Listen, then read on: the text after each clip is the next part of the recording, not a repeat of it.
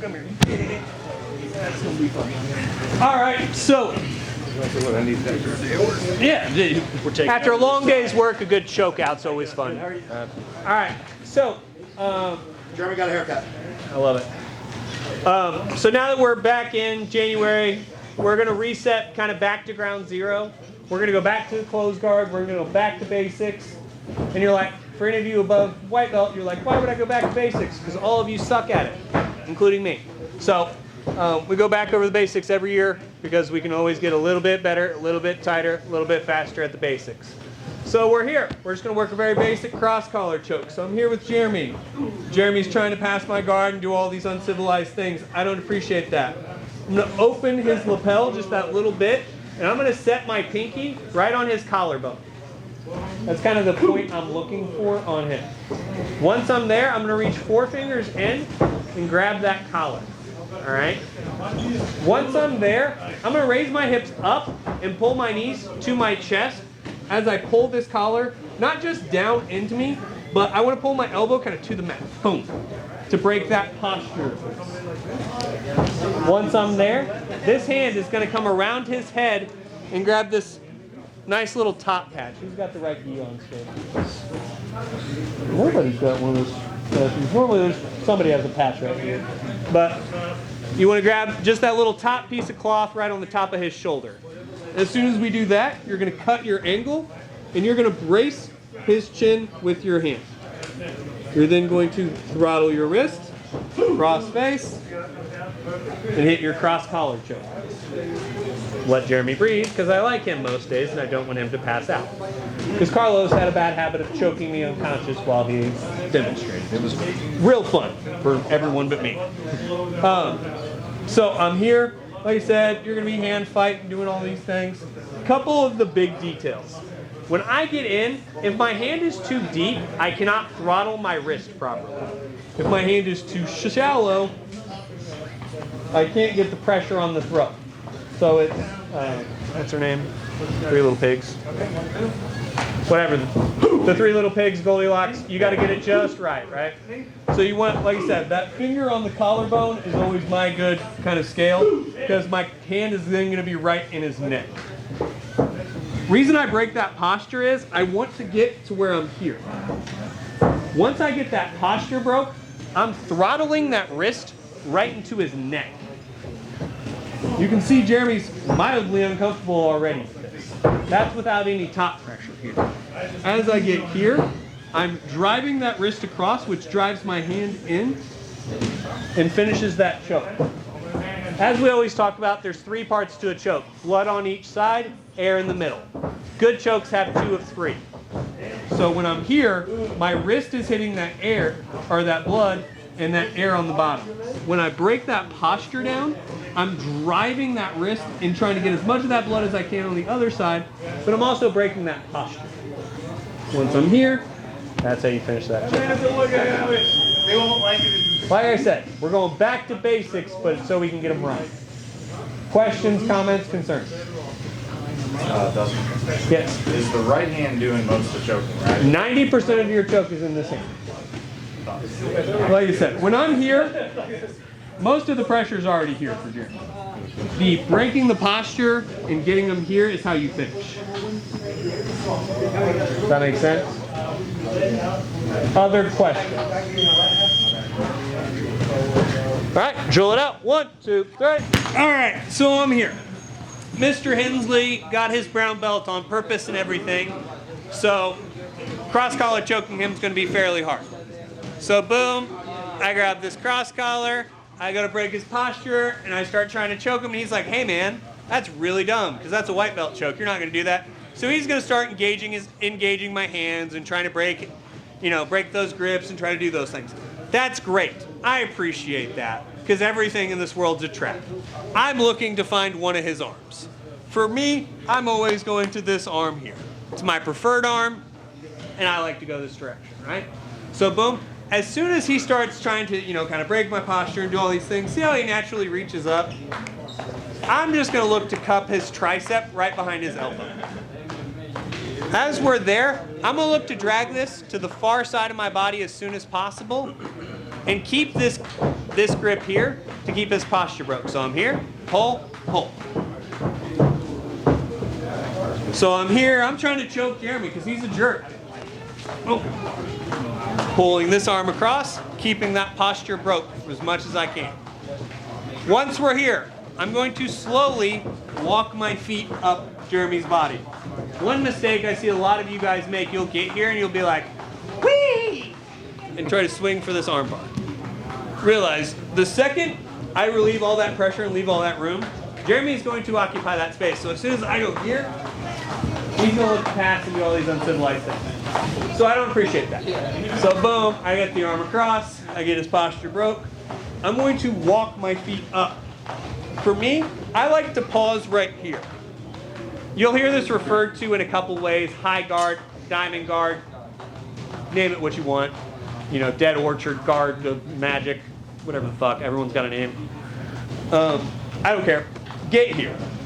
I like to stay here because there's a lot of really good options and attacks from this position. About 5 that I really like. The arm bar, the triangle, omoplata, and a couple reverse arm locks. So we're here. Once we're here, I'm going to look to stretch Jeremy's arm out as much as I can and frame his face away. That's then going to allow me to swivel my leg over and put Jeremy's neck in the pit of my knee. Here. Couple details we get wrong all the time. 1, do not cross your feet here. I will kick you in the head, I swear on all I deem holy. If I see you cross your feet here after you pass your foot in front, I will kick you. And you're like, Dustin, you wouldn't do that. Yes, I would. Boom. Pinch your knees. This heel, I don't want to hammer it down. I want to hammer it down and away. See how that out balances Jeremy? Makes it a lot harder for him to defend this. All right? So we're here. Boom. I try choking Jeremy. He's like, hey, that's not cool. Don't do that. Boom. I pull the arm across, keep his posture broke. I walk my feet up. Pause if needed here. If not, boom. Swivel, pinch. Now, when we're here, I'm trying to pull this arm as high to my chest as I can as I extend my hips up. All right? You are not pulling a lever here. You are attaching this to your chest and extending your hips. Realize, if you're pulling the lever on this arm bar, you're fighting him arm for arm. I don't like to fight fair. I fight his arm versus my whole body. The more often you can fight that way in jiu-jitsu, the better off your life gets. So we're here on the opposite side because I'm cool and can do both sides. Jeremy tries to break the grip. Boom. I keep him here. Keep that posture broke. I walk my feet up. I get to this high guard position. Frame that face away. Extend this arm. Once we're here, that leg comes over. I pinch my knees. Heel doesn't just hammer down and away. That puts Jeremy extended. Always thumbs up are good for armbar. Apply that pressure, finish. Now if Jeremy starts rotating his wrists trying to stay out of this armbar, realize all you have to do is follow the pressure behind his thumb. So if Jeremy turns his thumb this way, it does make the armbar still effective but less effective. 2 options. Turn the thumb up, then finish, or pull the arm this way. Me, I like to just roll the thumb up and then finish. Because like I said, I don't like to fight fair. I like to fight most of my body versus little parts of his body. That's why I like wrist locking you all. So I'm a jerk and a dirtbag. All right? Questions on the armbar?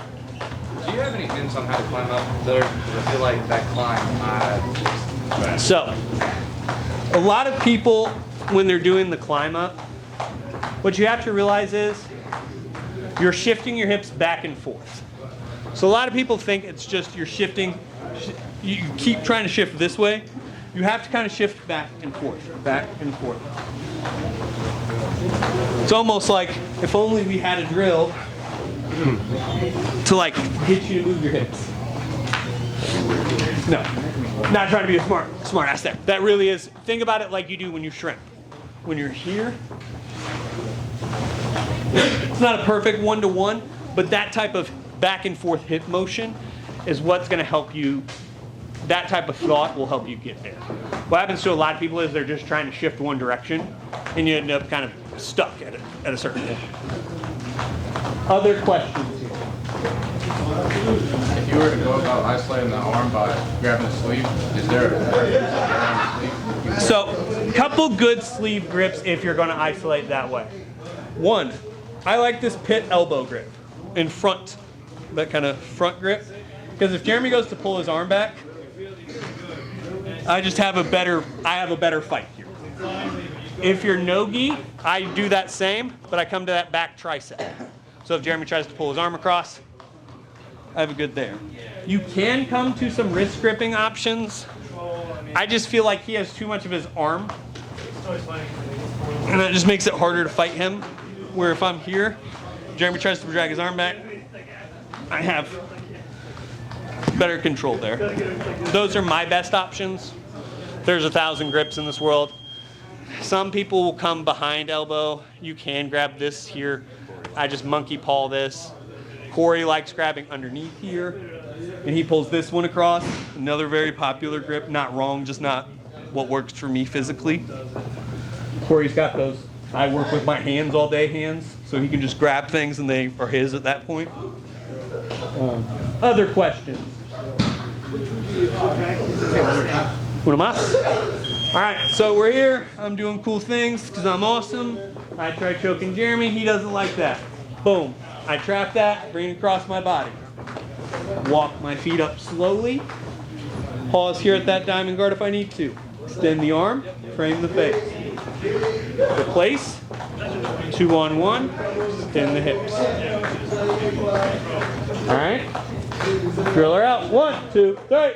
Alrighty. So I'm here. We're gonna go to a kind of option B arm bar that I like quite a bit here. So boom, I'm doing cool stuff. I'm choking Jeremy. I'm trying to be awesome. He brings that hand in. I don't care how he brings his hand in. He's not always going to bring it in perfectly where you can just like pull this across.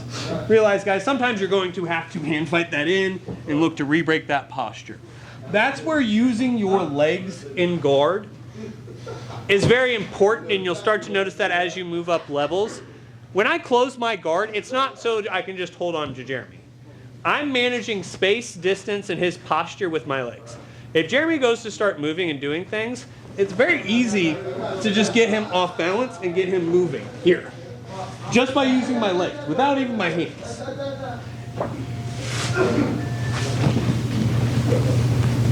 The hips don't lie.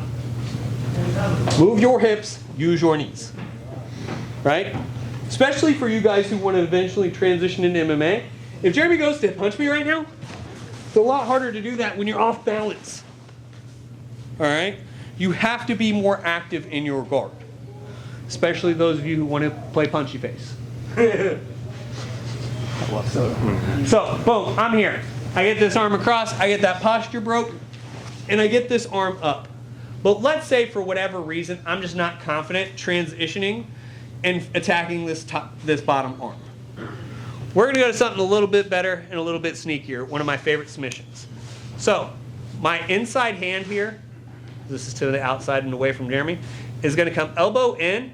I'm going to look to come here and scoop Jeremy's elbow. So I'm trying to put my wrist right above Jeremy's elbow, kind of the point of his elbow here. As I get here, I'm going to point my knees down and still cross my leg over. I'm going to stretch Jeremy away, and I'm going to answer my telephone with my ear. Here. Once we're there, I'm going to very gently pull Jeremy's elbow down and hit that reverse arm lock. One of my all-time favorite submissions. And one a lot of people don't see coming. Because what will happen is you'll start attacking this arm, and a lot of smart people will start stacking you and trying to start scooping your head with this hand. Pop, pop. That's why I like this arm bar. It's great off the counter, especially if someone's trying to stack you. You can transition to this very quickly. So it's a great 1, 2, 3. We talk about it all the time. The longer my chain of submissions and attacks can be, the better off I'm going to be. because jiu-jitsu's counter to the counter till somebody dies, right? So if I try to cross collar choke you, he's going to counter by attacking my hands. I'm going to counter by attacking his arm. He's going to counter by putting pressure on me. I'm going to counter by shifting that weight and attacking his elbow. Counter to the counter to counter till somebody dies, right? That's jiu-jitsu in a nutshell. I do something, you do something. It's human chess, right? Questions on that reverse arm lock? Can you finish it from Diamond Guard too? You can finish it from Diamond Guard. It's just going to be a lot harder. So the reason I don't like to finish it from Diamond Guard a lot of the time is because it's harder to get the angle and the pressure right as far as the distance management, because you have to be able to extend him away and come there. That's why I like coming here, because it's just a more aggressive attack. Less stuff in the way. You can be a little more aggressive on the pull. Can you finish it from Diamond Guard? I like to threaten it from there, even if I don't think I'm going to finish it. Just keeps you on the defensive, doesn't let you think about your counters. So for me, the longer I can keep you reacting to what I'm up to, the less time you have to think about what you want. So it's kind of like if I had you in the pool and I start dunking you underwater, bringing you up, dunking you underwater, bringing you back up. You only have that 1 second to breathe, right? You know, everyone had that jerk older brother who kept dunking you underwater. You only have that 1 second to breathe. So you have to take that 1 second to breathe. You don't have time to think. It's kind of what I'm trying to do with Jeremy with this attack chain. Hey, I'm choking you. Okay, he has 1 second to breathe. He's going to counter. Okay, I'm arm barring you. I only have 1 second to counter that. I'm trying to keep you in that counter mindset, because it's a lot harder to then go, okay, I'm counter. Now I'm going to attack. If I just keep that chain long, I go from one attack to the next, to the next, to the next. It's really hard for you to get your game going at that point. Yeah. If I can control the pace, it's very hard for you to start setting up your attacks. Does that make sense, everybody? Yeah. Good. So that proved. That's all you need. Other questions? One more time for posterity's sake. I'm here. I'm doing cool stuff to Jeremy because I'm awesome. Boom. I start choking him. He says no. I say no. Boom. I walk up to this Diamond Guard. A lot of the time, they'll either look to start stacking you or they'll start really defending this arm. A lot of guys will start hiding it up here and doing all this stuff. Boom, that's great. Boom. I scoop that, take it to my ear. Extend, pass it over, attack. Questioning that. If you don't want to pass, would you use like the arm or your leg over here? Your chin, coming here. You could, I'll be honest, it's not effective, because what's going to end up happening is he's going to come over the top of that foot and start passing. That's going to be like, his initial reaction to this is going to be to stack and pressure in, and you've given him a lever point there, where if I'm here, it's a lot harder for him to do that. Would be not wrong, not my preferred.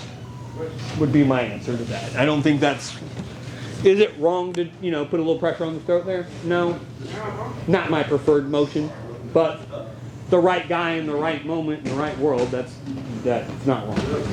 Your initial answer to this, if he starts to step over, your initial answer is just be fast enough to hit the razor and be done with it, right? Yeah, you can hit that. If he starts to step around, then you re-attack the arm. So, like if I'm here, realize, boom, I'm here. I come here, he starts to step around. Okay. You can always come back to that same side arm bar. But that's another day. Ready? Drill her out. 1, 2, 3.